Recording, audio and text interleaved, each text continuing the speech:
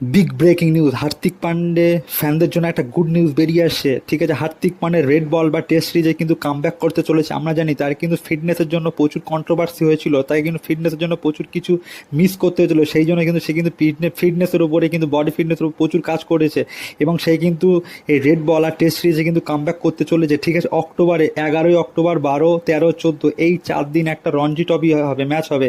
এই ম্যাচে কিন্তু হার্দিক পান্ডে কনফার্ম কিন্তু খেলবে বলে জানিয়েছে। সেটা হচ্ছে, ঠিক আছে, এটা হচ্ছে বরোদা আর মুম্বাইয়ের মধ্যে এই রঞ্জি ম্যাচটা হবে। এই ম্যাচে কিন্তু সে কিন্তু খেলবে।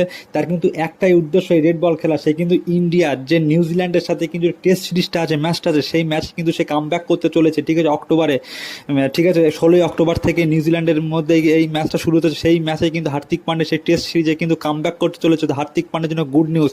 এই নিয়ে কিন্তু আমি আজ একটা লং ভিডিও করবো এই হার্দিক পান্ডের কামব্যাক নিয়ে, সেটা তোমরা দেখে নেবে, তাহলে A to Z বুঝতে পারবে।